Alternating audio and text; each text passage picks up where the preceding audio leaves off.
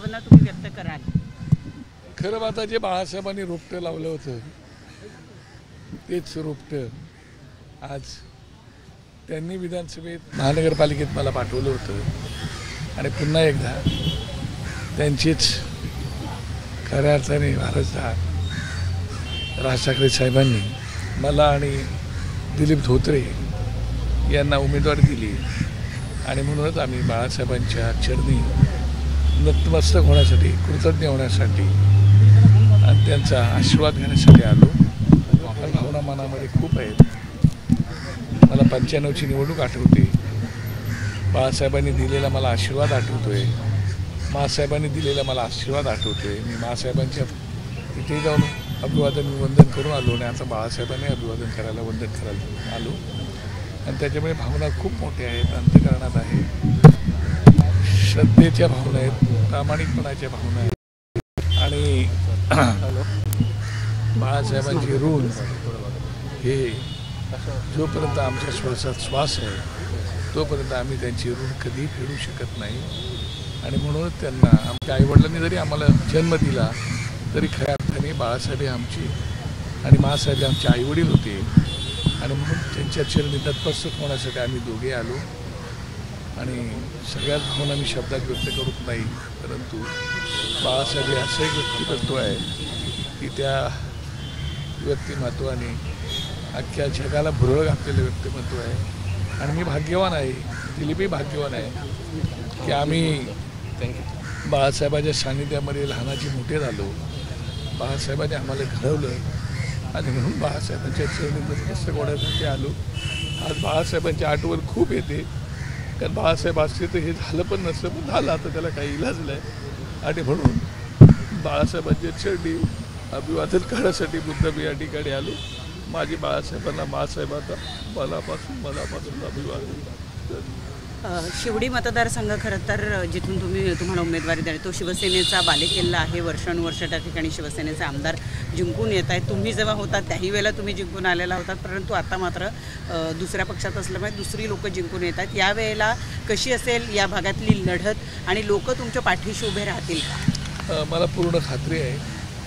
मी गेले 10 वर्षापूर्वी 2009ला मी ज्यावेळेला आमदार म्हणून मतदारसंघातील लोकांनी जनतेने माझ्यावर विश्वास टाकला होता त्याला मी खूप प्रामाणिकपणे त्यांची सेवाही केली होती आणि कामही केली होती आणि मी खूप मोठे मोठे प्रकल्प त्या ठिकाणी आणले होते.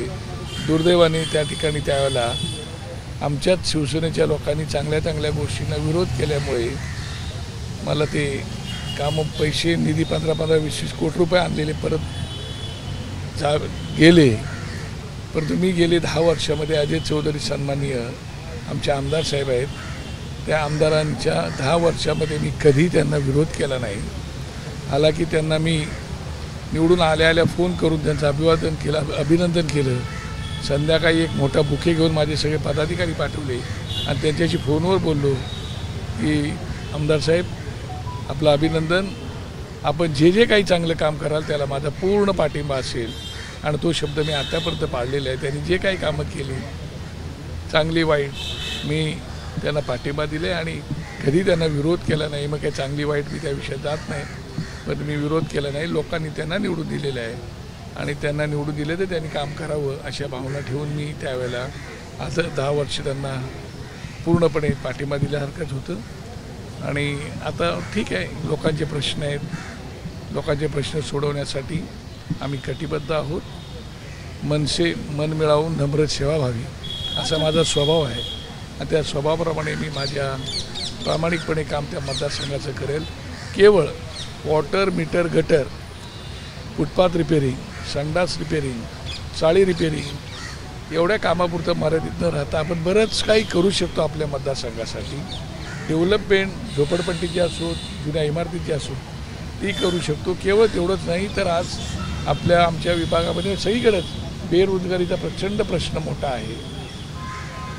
बेरोजगारीचा प्रश्न सोडवण्यासाठी, त्यांना स्वतःच्या पायावर उभं राहण्यासाठी, महिलांना स्वतःच्या पायावर उभं राहण्यासाठी जे काही करता येईल ते निश्चितपणे करण्याचा प्रामाणिकपणे प्रयत्न करेन. किंबहुना मतदारसंघातील तरुणी आताची मुलं फार शिक्षण घेण्याच्या मागे आहेत, एज्युकेटेड व्हायला पाहत आहेत, परंतु आमचा गिरणगाव आहे, गिरणगावातली मुलं असल्यामुळे त्यांना शिक्षण घेण्यासाठी सुद्धा त्यांची अडचण फार मोठी होती. ते जेवढं माझ्याकडून शक्य होईल तेवढं करून माझ्या विभागातील मुलं किंबहुना महाराष्ट्रातील जे कोणी येतात त्यांना मी मदतच करत असतो. मी आमदार असलो का नसलो का तरी मदत करत होतो. आता तर लोकांनी जनतेने मला निवडून देतीलच अशी मला खात्री आहे. आमचा बाळा, आपला बाळा, हक्काचा बाळा, भाऊ म्हणून, मित्र म्हणून, सहकारी म्हणून मला निश्चितपणे पाठवतील आणि त्यांचे प्रश्न सोडवण्यासाठी मी कटिबद्ध असेल. आणि त्याच्यामुळे समोरच्या उमेदवाराला आपला प्रतिस्पर्धी न समजता आपला सहकारीच आहे. आपण निवडणूक खेळायला पाहिजे, ती लढवायची नसते. आणि स्पोर्ट्समन म्हणून मी ती निवडणूक आता खेळत आहे. राज ठाकरेंचा 12 तारखेला जो दौरा जो आहे तो महापालिकेचा आहे, त्याचप्रमाणे नांदेड, लातूर आणि धाराशिवमध्ये मराठा आंदोलकांनी त्यांना विरोध केला. मला असं वाटतं की राजसाहेबांची अत्यंत स्पष्ट भूमिका होती. त्यांनी आर्थिक निकषावरती आरक्षण द्यावं अशा प्रकारची माननीय बाळासाहेबांची भूमिका होती. तीच भूमिका त्यांनी मांडली होती. आणि त्यांचा ठाम विश्वास आहे की या माझ्या बांधवांची डोकी थोडी भडकवली जात आहेत असं त्यांना वाटतं. आणि म्हणून ते म्हणाले की महाराष्ट्रामध्ये बऱ्याच काही गोष्टी आपल्याला करता येण्यासारख्या आहे आणि त्याप्रमाणे ते निश्चितपणे करतील. आणि म्हणून ते बोलले की महाराष्ट्रामध्ये जर माझ्या हातात सत्ता दिली तर या महाराष्ट्रामध्ये आरक्षण हा विषयच येणार नाही. मला जे काही करता येईल या मुलांसाठी, शिक्षणासाठी किंवा नोकऱ्यांसाठी ते मी निश्चितपणे करेल. आणि शेवटी परमपूज्य डॉक्टर बाबासाहेब आंबेडकरांनी जी काही घटनेमध्ये तरतूद केलेली आहे त्या तरतुदीच्या अधीन राहूनच आपल्याला करावं लागणार आणि ते तसंच करतील ते. कारण बाबासाहेब आंबेडकरांनी SC, ST, OBC वगैरे या सगळ्यांना आरक्षण दिलेलं आहे. त्याच्या अधीन राहून निश्चितपणे आपल्या महाराष्ट्रातील लोकांना त्यांची घरातली चूल पेटली पाहिजे. बाळासाहेबांचे पक्क एक वाक्य होतं. ते वाक्य असं होते, जातीला पोट असतं, पोटाला जात नसते. जातीला पोट असतं, पोटाला जात नसते. आणि तेच तसंच्या तसं पाळण्याचं काम राज ठाकरे साहेब करतायत. आणि म्हणून ते प्रत्येक पोट भरलेलं पाहिजे, त्याच्या घरात रोजगार मिळाला पाहिजे अशा भावना आहे त्यांच्या. आणि म्हणून त्यांनी ती भूमिका घेतली.